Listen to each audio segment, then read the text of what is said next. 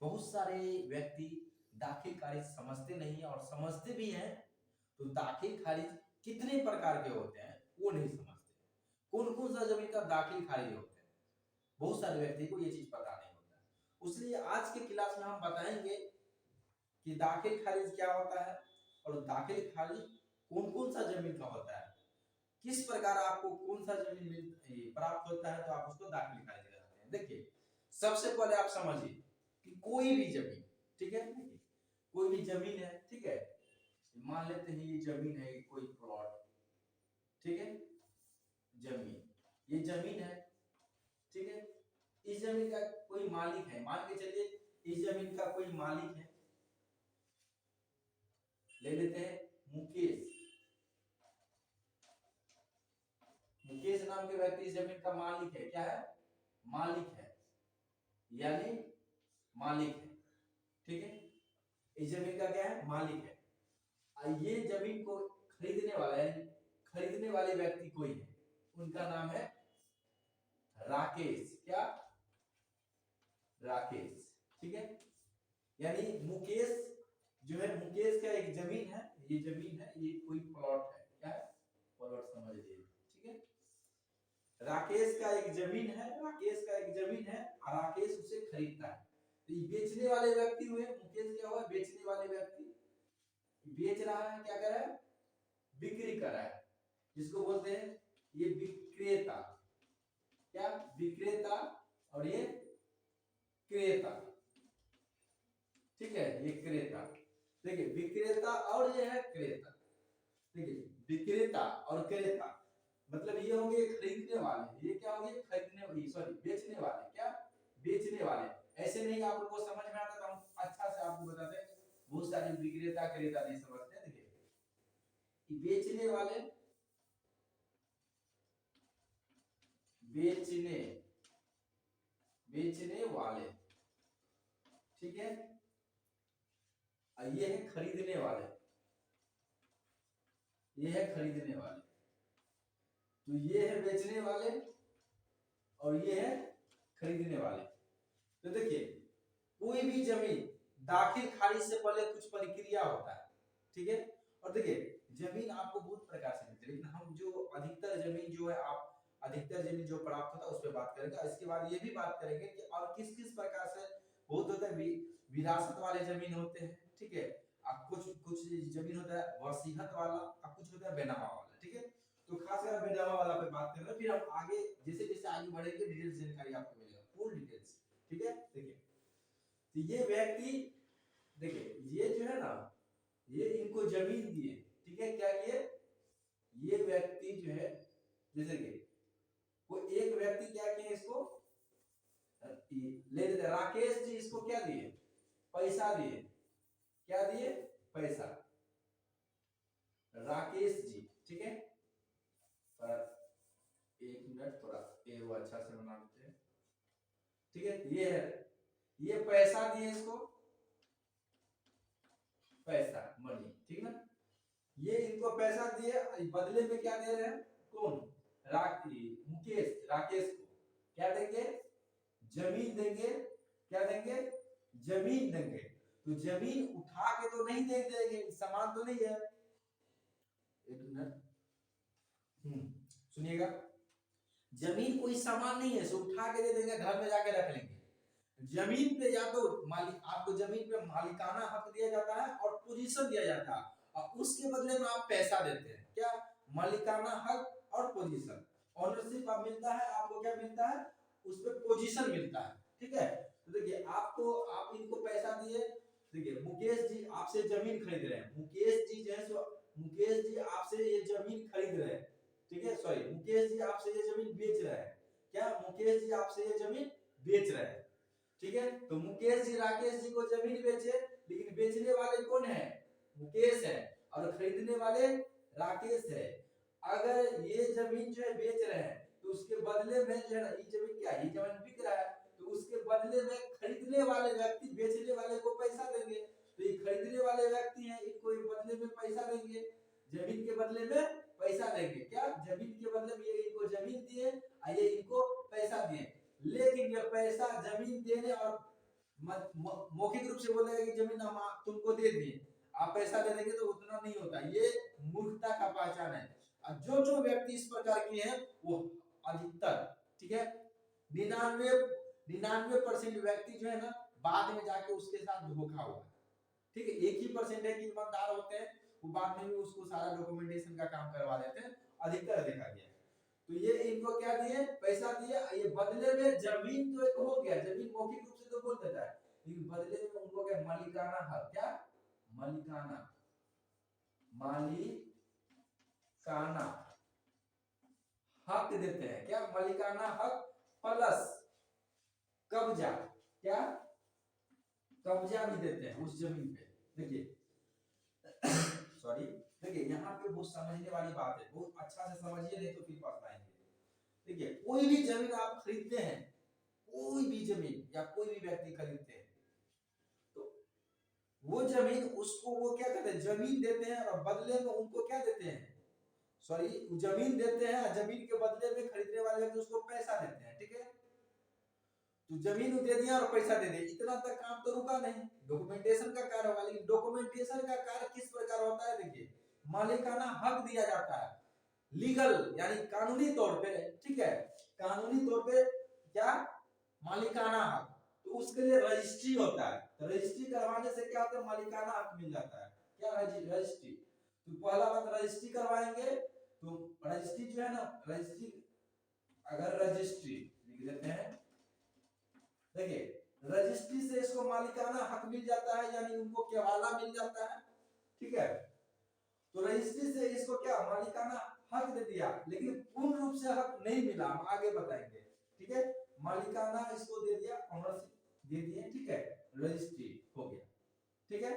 फिर भी पूर्ण रूप से मालिक नहीं बने, आपको बताएंगे। तो सबसे पहले जैसे ही वो पैसा लेंगे तो उनको जमीन तो देंगे, तो जमीन मौखिक रूप से बोल देने से जमीन हो नहीं जाएगा, उसका मालिकाना हक देना पड़ेगा, उसके लिए लीगल तरीका से यानी कानूनी तौर पे उसको क्या होता है, रजिस्ट्री होता है, क्या होता है रजिस्ट्री। तो उसको रजिस्ट्री ऑफिस में जाके जमीन रजिस्ट्री कर देते हैं, मालिकाना हक मिल जाता है, फिर बचता है कब्जा। तो कोई भी जमीन आपको, कोई भी जमीन किसी से लेते हैं तो रजिस्ट्री अगर व्यक्ति आपको रजिस्ट्री चाहे तो कर देंगे, लेकिन उस जमीन पे उसका कब्जा नहीं है, तो उसका वो जमीन अगर बेच भी आपसे देंगे ना, तो वो जमीन विवादित नहीं रहेगा। क्यों, जमीन अगर किसी से लेते हैं तो मालिकाना हक के साथ साथ उसको कब्जा आपको दिलाना चाहिए, इसलिए इसको पहले ही आपको जानना चाहिए कब्जा उस व्यक्ति के पास है कि नहीं। ये जमीन का कब्जा मुकेश के पास है कि नहीं, जो मुकेश जो है राकेश से जमीन बेच रहा है, क्योंकि अगर इसके पास कब्जा है तब तो दिक्कत है, आसानी से कब्जा मिल जाए, लेकिन मालिकाना हक तो मुकेश के पास है, क्या मुकेश के पास, लेकिन पोजीशन यानी जमीन पे कब्जा कोई और व्यक्ति करके रखे, तो फिर वहां पे वो जमीन विवादित है, वो जमीन नहीं खरीदना चाहिए। आगे बात करेंगे हम विशेष रूप से, अभी हम थोड़ा ओवरव्यू दे देते हैं, ठीक ना। तो रजिस्ट्री करवाने से मालिकाना हक हो गया, और उसके साथ साथ प्लस कब्जा उनको देना होगा, मालिकाना हक प्लस कब्जा। तो मालिकाना हक जो है ना रजिस्ट्री से कवर हो जाता है, और कब्जा कोई भी जमीन कब्जा दे देता है, उस जमीन पे वो कुछ भी कर सकते हैं, यानी कोई भी निर्माण कार्य कर सकते हैं या उसको व्यवहारिक रूप से यूज में ला सकते हैं, तब उसको कब्जा भी मिल गया। लेकिन बहुत सारे व्यक्ति जमीन तो बेच देते हैं, जमीन पे जब जाते हैं कुछ करने के लिए तो कोई और व्यक्ति का कब्जा रहता है, तो वो जमीन विवादित, समझ गए कितना। देखिए ये हो गया आपको क्या दाखिल खारिज के, दाखिल खारिज जो होता है ना उससे पहले की प्रोसेस, ठीक है, इससे पहले की प्रोसेस। तो ये इतना चीज हो जाने के बाद मुकेश का जो जमीन था जो राकेश से बेचा है, मुकेश का जो जमीन था जो राकेश से बेचा है, वो बेचने वाले व्यक्ति जो मुकेश जी है, तो मुकेश जो है वो मालिकाना हक किनको देंगे, राकेश को देंगे, ठीक है। राकेश को मालिकाना हक के साथ साथ कब्जा भी उसका देना, कब्जा भी उसको दिलाना, यानी अगर कोई व्यक्ति के हाथ में कब्जा है तो कब्जा भी उसको दिलाना है, और कब्जा मतलब मालिकाना हक के साथ साथ कब्जा भी। अगर मालिक कब्जा नहीं है तो पहले आप लोग चेक कीजिए, कोई व्यक्ति जमीन खरीदते हैं तो सबसे पहले देखिए कब्जा है कि नहीं, उसके लिए उसके लिए हम बहुत सारे जब क्लास जब लेते हैं तो हम ये सब चीज को बहुत अच्छा से मेंशन करते हैं कि किस प्रकार क्या होता है, कौन सा जमीन में प्रॉब्लम आता है, ठीक ना। देखिए इसके बाद क्या होता है, आप तो ये तो डॉक्यूमेंटेशन के हिसाब से और आदमी के रूप से आप उस जमीन का ऑनर तो बन गए, लेकिन ये हो गया आपका इधर वाला पार्ट। लेकिन इतना हो जाने के बाद गवर्नमेंट फिर अभी भी गवर्नमेंट जो है ना, अभी भी जब रजिस्ट्री हो गया, आपको कब्जा मिल गया, मालिकाना यानी रजिस्ट्री के बाद मालिकाना हक मिल गया कब्जा में, फिर भी ये जमीन आपके नाम पे पूर्ण रूप से दर्ज नहीं हुआ है। ये नॉर्मल रूप से तो आपका जमीन हो गया है, ठीक है, रजिस्ट्री से आप समझते हैं कि जमीन पे मेरा मालिकाना हक हो गया है, ऑनरशिप मिल गया, लेकिन गवर्नमेंट के नजर में अभी भी आप मालिक नहीं है। उसके लिए आपको क्या होता है, जमीन का दाखिल खारिज कराना होता है। दाखिल खारिज होने के बाद आप टैक्स वगैरह पे करते हैं, तब जाके गवर्नमेंट क्या, गवर्नमेंट समझती है कि जमीन आपका है। देखिए पहले बात, बहुत सारे व्यक्ति दाखिल खारिज नहीं समझते होंगे, ठीक है, और दाखिल खारिज भी प्रकार होता है, दाखिल खारिज में भी प्रकार होता है। दाखिल खारिज का 3 प्रकार होता है। 3 प्रकार का जमीन जो होता है, और 3 प्रकार से हासिल यानी प्राप्त हुआ जमीन का जो है ना दाखिल खारिज हो जाता है। बहुत व्यक्ति को ये चीज पता नहीं रहता कि कौन तीन प्रकार का कौन सा दाखिल खारिज होता है, कौन सा 3 प्रकार से जमीन प्राप्त होता है, कौन ऐसे, बहुत सारे व्यक्ति कंफ्यूज रहते हैं, ठीक है। तो सबसे पहले दाखिल खारिज जानते, फिर दाखिल खारिज के प्रकार नाम पूछेंगे, ठीक है। देखिए किसी भी व्यक्ति से या किसी भी जमीन के मालिकाना हक में जब परिवर्तन होता है ना, जब मालिकाना हक में परिवर्तन होता है, तब जाके दाखिल खारिज की प्रोसेस स्टार्ट होता है।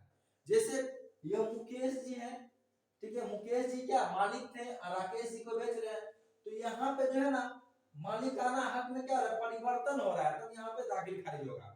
जहां पे मालिकाना हक में परिवर्तन की बात आएगा, वहां पे क्या होगा, मालिकाना, तो मालिकाना हक में परिवर्तन जैसे ही आएगा वहां पे दाखिल खारिज की बात आएगा। दाखिल खारिज सबसे पहले ये समझिए तो दाखिल खारिज क्या होता है, एक लैंग्वेज में बोला जाए तो देखिए दाखिल मतलब होता है, देखिए पहले दाखिल फिर होता है खारिज। तो क्या होता है, कोई भी व्यक्ति, जैसे मुकेश जी के नाम से कोई जमीन था, मालिकाना हक था, ठीक है, तो मुकेश जी के नाम को जो है ना, मुकेश जी के नाम को क्या करते हैं खारिज कर दिया जाता है। गवर्नमेंट के रिकॉर्ड में मुकेश जी को नाम को खारिज कर दिया जाता है, और राकेश जी को नाम को दाखिल कर दिया जाता है। दाखिल खारिज, राकेश जी का नाम को दाखिल करेगा और मुकेश जी को नाम को खारिज कर दिया, खत्म कर दिया जाएगा, हटा दिया जाएगा, ठीक ना। तो मालिकाना हक में परिवर्तन करने के लिए पहले मुकेश जी का मालिकाना हक था, अब राकेश जी का हो जाएगा, ठीक ना। तो कोई भी कोई भी जमीन, क्या कोई भी जमीन के जब मालिक चेंज होते हैं ना, तो समझिए, इतना समझिए, जब मालिक चेंज होते हैं तो दाखिल खारिज होते हैं, ठीक है। आप लोग को ये अगर नहीं समझ में आया तो एक लाइन में हम आपको बोल देते हैं व्याख्या रूप में, ठीक है।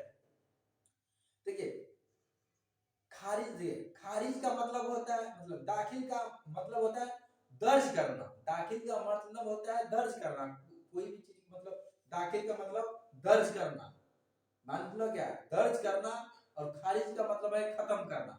दाखिल का मतलब होता है दर्ज करना, खारिज का मतलब होता है खत्म करना। तो पुराने मालिक को नाम को खारिज करेगा यानी खत्म करेगा, नए मालिक को नाम को दर्ज करेगा यानी स्थापित करेगा। समझ गए, इतना मैं आपको समझा। और दाखिल खारिज 3 प्रकार का होता है, क्या होता है, दाखिल खारिज 3 प्रकार का होता है। देखिए दाखिल खारिज का प्रकार देखिए, दाखिल,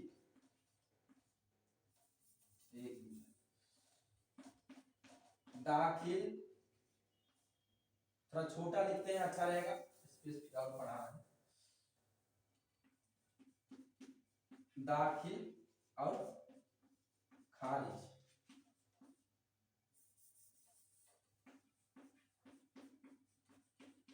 देखिए दाखिल खारिज, देखिए दाखिल खारिज जो है ना 3 प्रकार के होते हैं, दाखिल खारिज 3 प्रकार के होते हैं, ठीक है। प्रकार, दाखिल खारिज का प्रकार, दाखिल खारिज आप लोग समझ गए दाखिल खारिज क्या होता है, इसका प्रकार मानिए दाखिल खारिज का प्रकार, प्रकार दाखिल खारिज का पहला प्रकार होता है विरासत। देखिए दाखिल खारिज कौन कौन सा जमीन का है, देखिए जमीन आपको 3 प्रकार से प्राप्त होता है, ठीक है। एक और प्रकार है लेकिन उस प्रकार का बाद में बात करेंगे, चौथा भी प्रकार है लेकिन वो सब दूसरा प्रकार है। लेकिन हम दाखिल खारिज का बात कर रहे हैं, तो दाखिल खारिज किस किस प्रकार का जमीन का होता है और किस किस प्रकार का नहीं होता है वो भी हम बात करेंगे, पहले इधर बात कर लेते हैं। देखिए दाखिल खारिज जो होता है ना 3 प्रकार का होता है, ठीक है। और 3 प्रकार का दाखिल खारिज होने का मतलब ये हुआ कि कोई भी जमीन किसी को प्राप्त होता है लीगल तरीका जो है 3 प्रकार से होता है। या तो ये वो जमीन विरासत में उसको मिला है। विरासत मतलब क्या होता है, यानी आप मतलब दादा मतलब बहुत आपको वंशज जो है ना, आपको जमीन आते मतलब आपके पास है, मतलब वंशज वाले जमीन बोला जाए तो दादा परदादा का जो जमीन है जो विरासत में मिला है उसको क्या विरासत वाले समझिए भूमि है। ठीक है, दादा परदादा के द्वारा अर्जित किया हुआ, क्या दादा परदादा के द्वारा अर्जित किया हुआ भूमि जो होता है वो क्या होता है, विरासत वाले भूमि होते हैं, यानी जमीन होते हैं। ठीक है, तो विरासत वाले जमीन। ठीक है, तो एक विरासत के द्वारा आपको मिलता है क्या, विरासत। विरासत ठीक है, तो एक विरासत वाले विरासत से आपको प्राप्त होता है। और एक जो दूसरा है वसीहत, क्या वसीहत।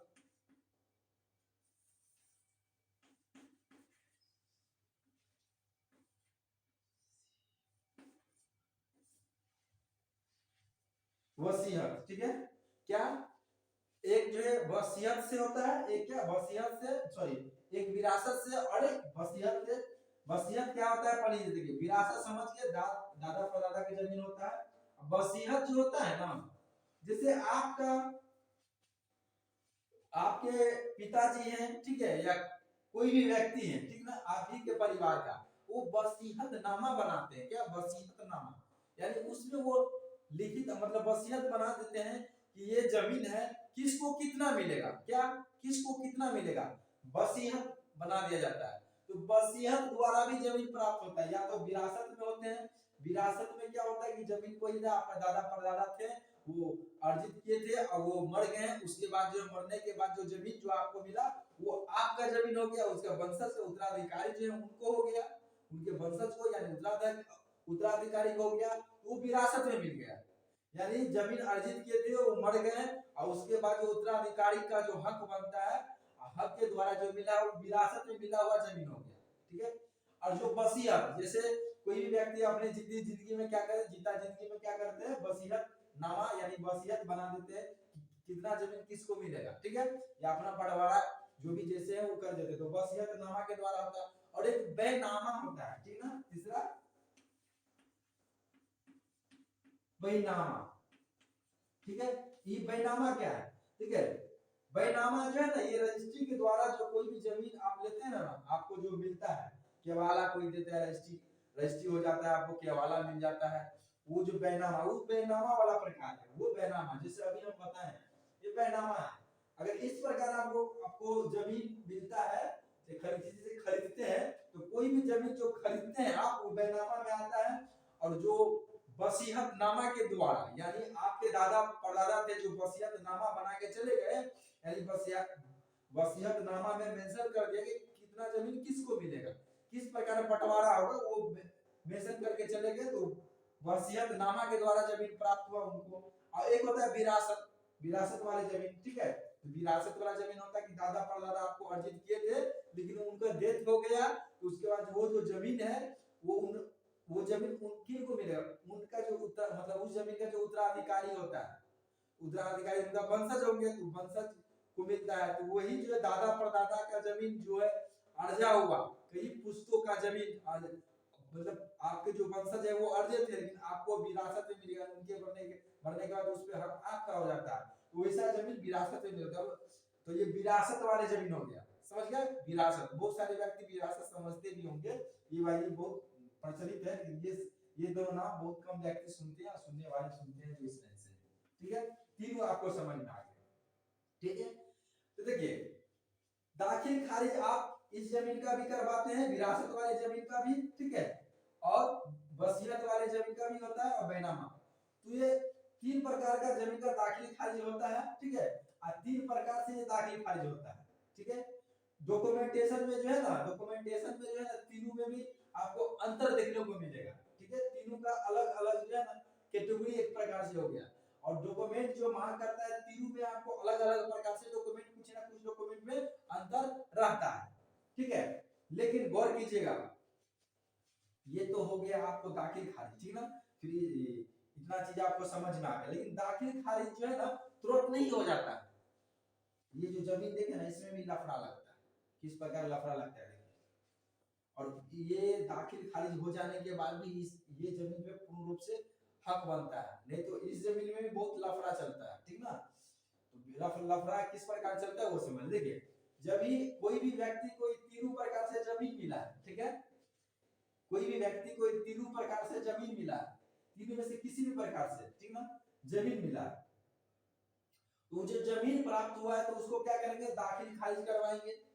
तो दाखिल खारिज एग्जांपल के लिए कोई व्यक्ति है जिसको जो है विरासत में जमीन मिला है, तो इसमें क्या क्या ऑब्जेक्शन आएगा, यानी आपत्ति आदमी सब जताएंगे कि किसी का नहीं किसी को कुछ ना कुछ आपत्ति होते हैं, आपत्ति भी इसमें दर्ज कर देते हैं। तो फिर मोटेशन यानी कहने का मतलब दाखिल खारिज रुक जाता है। होता है क्या, देखिए, अब मोटे दाखिल खारिज करवाएं और विरासत में जो जमीन मिला है आपके, मतलब विरासत में जमीन मिला है, तो क्या होता है, बहुत सारे व्यक्ति इतने चालाक होते हैं, इतने चालाक होते हैं, ठीक ना, कि जमीन जो है ना, मतलब मृत्यु प्रमाण पत्र बना के, ठीक है, अपने वंशज को, अपने मतलब अपना वंशज जो है ना बता के और खुद के नाम पे जमीन करवा लेते हैं। इस जमीन में करवाने का कोशिश करते हैं और करवा भी लेते हैं। तो अगर मान के चलिए कोई व्यक्ति है, अगर वो हिस्सा बराबर नहीं किया, मान के चलिए कोई भी विरासत में मिला हुआ जमीन है, वो हिस्सा बराबर का मतलब ये हुआ कि बराबर बराबर सभी को नहीं मिला, ठीक है, तो उसमें क्या करते हैं, कोई ना कोई ऑब्जेक्शन लगाते हैं, अपना वंशज बताते हैं और मृत्यु प्रमाण पत्र लगा के वो दिखलाते हैं कि ये जमीन मेरा है। लेकिन ये व्यक्ति जो है, दूसरा व्यक्ति बोलते हैं, इसको छाड़ देते हैं और वो अलग से अप्लाई करते हैं। तो ऐसे में क्या होता है, ऐसे में भी अपमोटेशन वगैरह रुक जाते हैं। या तो कोई भी व्यक्ति, मतलब वो जब जमीन का क्या विरासत वाले, विरासत में जो जमीन मिला उसका मोटेशन करवाने गए, और वो और इसमें जो वंशज सब है, ठीक ना, मतलब कोई ना कोई वंशज को छांट दिए, ठीक है, या मतलब किसी को ना कुछ जमीन, या तो जमीन कम दे दिया या उनको जमीन ही नहीं दिया, ठीक है। तो इससे में क्या होता है, जब विरासत में मिला हुआ जमीन को जब दाखिल खारिज के लिए वो अप्लाई करते हैं, तो वहां पे क्या होता है कि ऑब्जेक्शन को लगा देते, तो फिर जाके ये रुक जाता है ऑब्जेक्शन लगाने पे, ठीक ना। तो ऑब्जेक्शन लगाने पे ये भी रुकता है। और वसीयतनामा में क्या होता है, इसमें भी क्या होता है, जब बराबर हिस्सा नहीं मिलता है, दाखिल खारिज में लगाता है, तो फिर वहां पे भी क्या होता है, रुक जाता है। अगर ऑब्जेक्शन लगाया तो कि हमको बराबर हिस्सा नहीं मिला है, तो बेनामा में अक्सर सबसे, देखिए, सबसे खतरनाक जमीन ये है, सबसे खतरनाक जमीन, ठीक ना। ये तो मान के चलिए अपना अपना जमीन दाखिल खारिज कराते हैं, लेकिन इसमें बेनामा में जो है ना, आप दूसरा आदमी का नाम अपने नाम से करवा रहे हैं। और इसमें क्या होता है, ये सब चीज, देखिए, विरासत में मिला हुआ जमीन के बारे में आपको पूर्ण रूप से पता रहता है, और वसीयत से मिला हुआ जमीन के बारे में भी आपको पूर्ण रूप से पता है कि कैसे क्या इसका केस। लेकिन इस जमीन के केस के बारे में आप नए हैं, आपका ये जिनसे आप जमीन लिए हैं, तो जरूरी नहीं कि उस आदमी को पूर्ण रूप से आप जमाना से जानते हैं। नया आदमी हो सकता है, पुराना आदमी भी हो सकता है, जानते भी होंगे, नहीं भी जानते होंगे, लेकिन अधिकतर समझिए उतना आप नहीं जानते रहते हैं। बहुत सारे व्यक्ति नहीं जानते, आप बहुत सारे व्यक्ति जानते भी हैं। लेकिन ये जमीन इसलिए खतरनाक है क्योंकि इस जमीन में अगर किसी से जमीन ले, आप वो किसी से जमीन ले और वो जमीन उसको या तो वसीयत द्वारा प्राप्त हुआ है, या तो वसीयत द्वारा प्राप्त हुआ है, या विरासत से मिला है, या तो वो भी जमीन किसी से खरीदे हैं, क्या वो भी जमीन किसी से खरीदे हैं, ये कंडीशन होता है। तीनों, मतलब यही तीनों प्रकार में से कैसे न कैसे वो प्राप्त किए होंगे, ठीक है। या इसके चौथा भी होता है कि जबरदस्ती कब्जा कर लिया है, बता रहा है मेरा जमीन है। अब पांचवा जो है भूमि दान में मिला होगा, भूमि दान में मिला होगा, ये भी हो सकता है। तो उनको जो ये दो प्रकार है, तो वो दो प्रकार का समझिए, तो अलग ही छोड़ दीजिए, ये तीनों में से मिला है।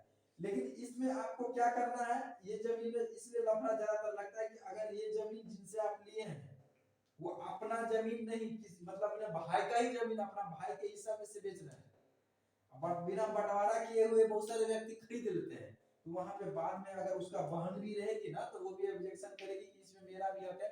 तो आपको जो है ना बाद में भी जाके वो केस करेगा ना, तो वो बेचने वाले को घाटा नहीं लगता है, बेचने वाले को आपसे पैसा ले लिए वो बैठे हुए हैं, लेकिन जो व्यक्ति खरीदे हैं उनको दिक्कत होता है। उस जमीन पे जब अपना हक जताते हैं और वो ऑब्जेक्शन लगाते हैं कि इसमें मेरा हक है, और ये जमीन मतलब आपके भाई, मतलब मेरे भाई बेचा है, तो भाई मेरा बेचा है, वो अपना हिस्सा बेचेगा, मेरा हिस्सा नहीं। तो उनका जो उनसे जो खरीदा गया जो जमीन है, ठीक है, उसमें या वो जो जमीन वो खरीदे हैं खरीदने वाले, उसमें मेरे भाई का जितना हक है वही ना अपना बेच सकते हैं, बाकी जो जमीन वो नहीं बेचेंगे, उसमें मेरा हक है, तो उसका मालिकाना हक मेरा है, तो वो जमीन आप कैसे ले सकते हैं, इस प्रकार बोलते हैं। तो वैसे जमीन में जब आप किसी से जमीन खरीदे और वो आदमी आके बोलता है कि आप जो जमीन खरीदते हैं ये मेरा जमीन है, मेरा जमीन इस प्रकार है कि ये जो जमीन आप ये जमीन जो आप खरीदे हैं, ठीक है, तो आप जिनसे खरीदे हैं तो उनका जमीन लीजिए, जितना हिस्सा है उनका उतना ही आपको खरीदना चाहिए, उतना ही आपको मिलेगा। ये जमीन, इस जमीन में इतना जमीन मेरा है, तो मेरे हम इसका मालिकाना है तो हमको है, तो ये मेरा जमीन आप, हम जब आपको देंगे नहीं, आपको रजिस्ट्री नहीं करेंगे, तो आप ये जमीन कैसे ले सकते हैं।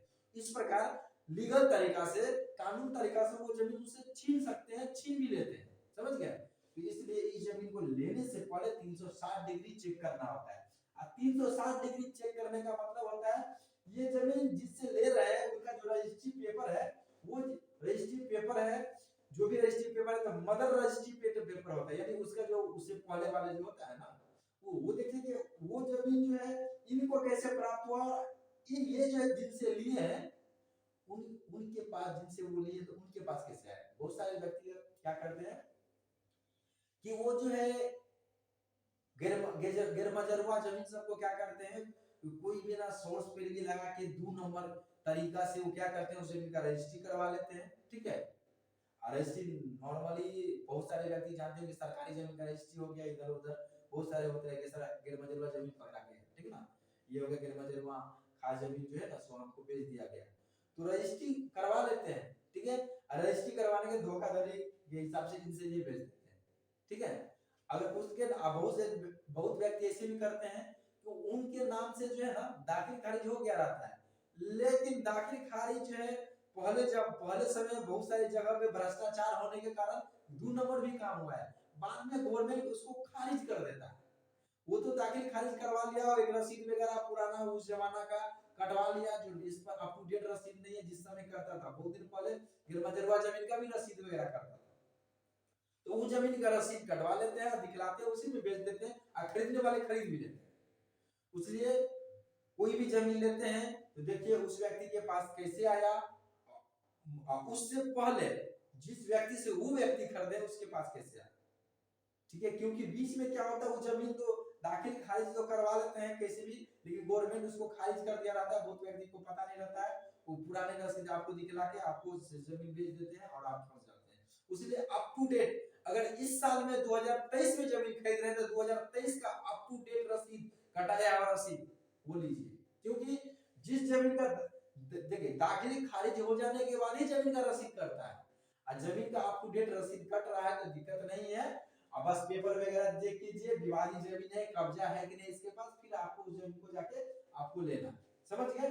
और इतने जमीन के बाद बहुत ऐसे जमीन है जो ठीक है, देखिए इतना, चलिए इतना तक आप लोगों को कंप्लीट हो गया होगा, विश्वास है कहीं कोई दिक्कत नहीं होगा, ठीक है।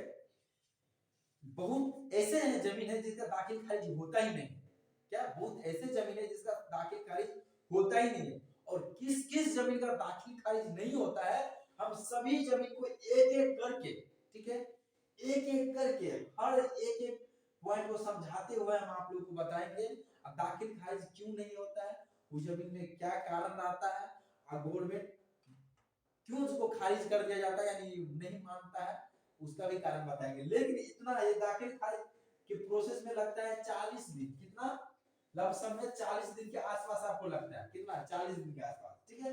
ये 40 दिन में 40 दिन क्यों लिया जाता है पता है आपको, 40 दिन यही कि किसी को ऑब्जेक्शन, कोई ऑब्जेक्शन लगाना हो तो 40 दिन के अंदर लगाएंगे, और गवर्नमेंट भी उस चीज को जांच पड़ताल करती है, ठीक है। और किसी को भी, और ये जो है ना दाखिल खारिज ऐसी नहीं होता है, जिस व्यक्ति से आप जमीन खरीदते हैं दाखिल खारिज जब होता है तो एक जो है लेटर जाता है, ठीक ना, बहुत जगह लेटर जाता है, बहुत जगह नहीं भी जाता है, ठीक ना, एक लेटर जाता है, और लेटर जाता है कि जो आपका जो जमीन है फला आदमी के नाम से दाखिल खारिज किया जा, मतलब दाखिल खारिज के लिए अप्लाई किया है, तो इससे कोई आपत्ति है तो आप जो है इतने दिन के अंदर यहाँ आके अपना आपत्ति दर्ज करवा सकते हैं, तो उस दौरान कोई भी व्यक्ति अपना आपत्ति दर्ज करवा देंगे तो जमीन का जो दाखिल खारिज रुक जाता है। आपत्ति दर्ज ये वो तो इतना जो बताते हो, उसके साथ साथ बताए कि हमको बहुत सारे बेनामा के द्वारा जो मिलता है, अधिकतर यही जमीन आदमी खरीद बिक्री होता है और इसी का दाखिल खारिज अभी चल रहा है। इस सब जमीन का बहुत सारे व्यक्ति दाखिल खारिज कराए भी नहीं है, बहुत सारे व्यक्ति ने 80% आदमी जो देख रहे हैं और जो होशियार है करवा दिए हैं। तो बेनामा जमीन में जो है ना होता है क्या, बोलते हैं कि ये हमको पूरा पैसा नहीं दिया है, या बोल देंगे हम जमीन बेचे ही नहीं है, या बोल देंगे कि जमीन हम नहीं, मेरे भाई बेचे हैं, मेरा हक है इसमें, ठीक है, कुछ भी लगा सकते हैं, ठीक ना। लेकिन जो अपने मन से बेचे हैं तो वो नहीं करते हैं, तो एक लेटर जाता है उनके पास, कोई आपत्ति रहता है तो आपत्ति दर्ज करवा सकते हैं, ठीक है। तो इस प्रकार होता है। तो चलिए आज के क्लास में इतना ही, और आगे क्लास में हम बात करेंगे कौन कौन सा जमीन का दाखिल खारिज नहीं होता है, उसमें आपका हाथ नहीं डालना है। अगर खरीदते हैं जमीन तो उस जमीन में हाथ आपको कभी नहीं डालना है। चलिए तो मिलते हैं अगले क्लास में, सभी को जय हिंद।